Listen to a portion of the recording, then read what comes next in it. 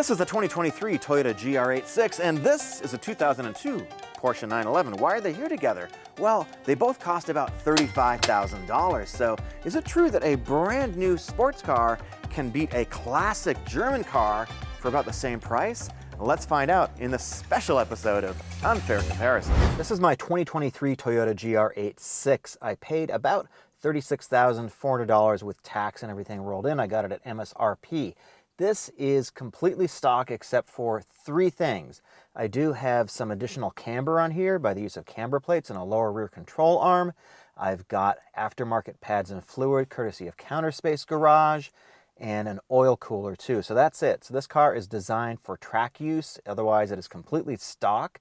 And the basics, we've got a 2.4 liter horizontally opposed a flat engine, making about 228 horsepower and around 180 pound-feet of torque or so, give or take. We know Toyota is sandbagging these numbers. We have got a manual transmission in here, front engine, rear-wheel drive, and this is a fairly inexpensive sports car as far as they go.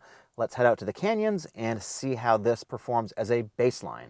So I do have some additional camber in this car. I'm running about negative 3¼ degrees. So this thing is really set up for the track, but I haven't really done anything else to the suspension. So it's pretty much stock from a suspension standpoint.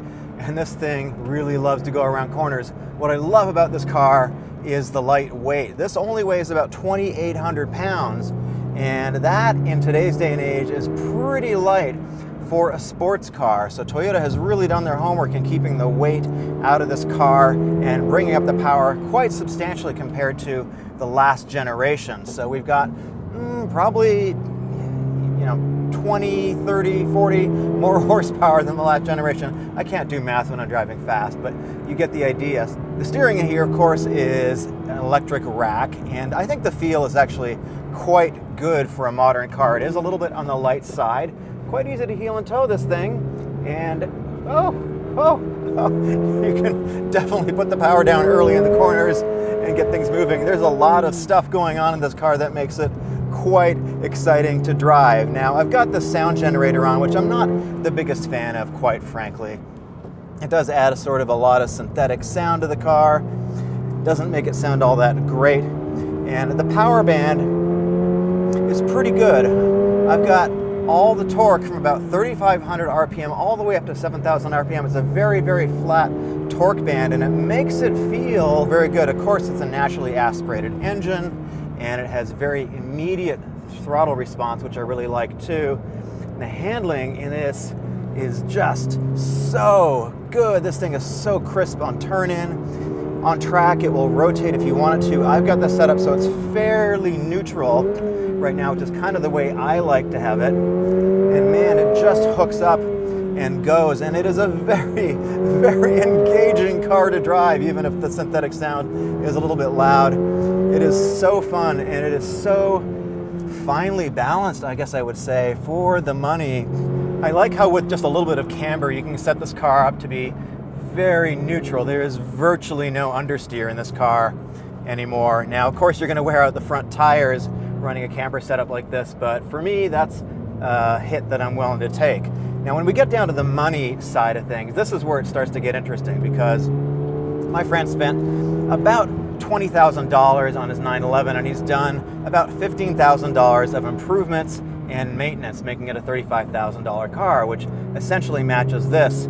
And we're separated by 20 or so years in this car. So when you think about owning and maintaining a 911, there's no way you're going to be not spending some money on the mechanics. And believe me, German mechanics, Porsche mechanics in particular, are quite an expensive thing to deal with. We're talking about well over $100 an hour. I've seen $250. I'm not even sure what the current mechanics rates are in LA. And there's just no way that you're not going to be spending money doing maintenance on your 911 to keep it sort of fresh. So I think what we should really do is actually go and drive the Porsche and see what they're like back to back.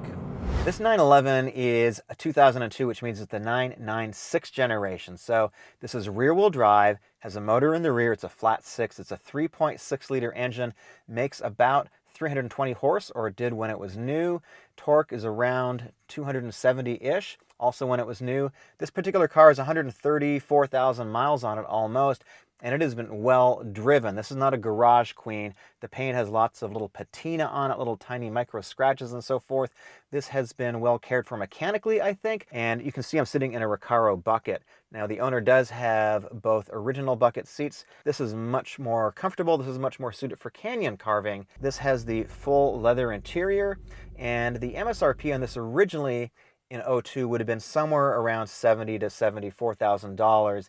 And if you translate that into today's money, it's about 110 grand, which is about what a brand new 911 costs. Gus, who is the owner of this car, is actually trading in this 911 for his brand new 2023 BRZ. He's going to be competing in that too. I'll let you explain his thinking behind that decision a little bit later in the video. In terms of mods, this car has Öhlins coilovers. He's also running the GT3 sway bars with adjustable end links that have spherical bushings. So we'll talk a little bit later in terms of what you might expect from the ownership experience of owning and maintaining a car like this versus something like a brand new Toyota or BRZ. Oh, yes.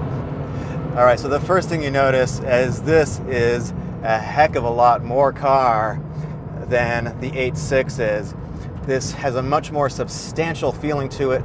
It does have more weight. This weighs around 3,100 pounds compared to the 2,800 of the 86.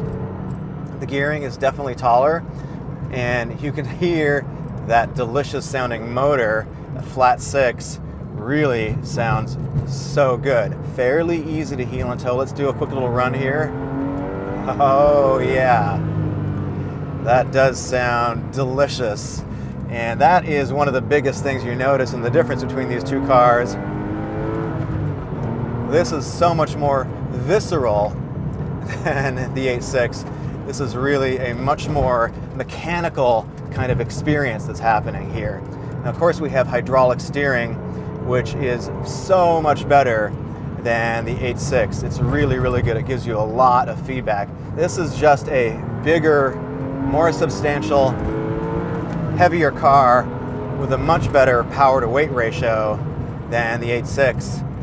But it's also an older car too, so there are lots of little squeaks and rattles. The suspension in here is quite stiff. He has tuned it for street/track, even though he hasn't taken it on track yet.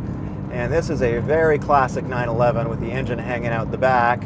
And the steering in here is so good compared to the 86. And the 86 has very good steering too, but it's an electric steering rack at the end of the day. And that means you just don't get the same amount of feel. Oh, listen to that engine.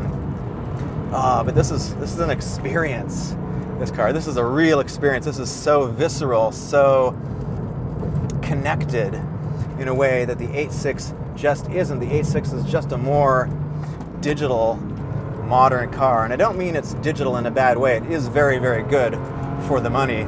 But we're talking about a car here that is the equivalent of $110,000 in today's dollars versus a car that's $30,000. And that tells you just how good the 86 is. But this really is a lot better from a driver's perspective. And it's always a car that makes you feel like, oh, I can go just a little bit faster.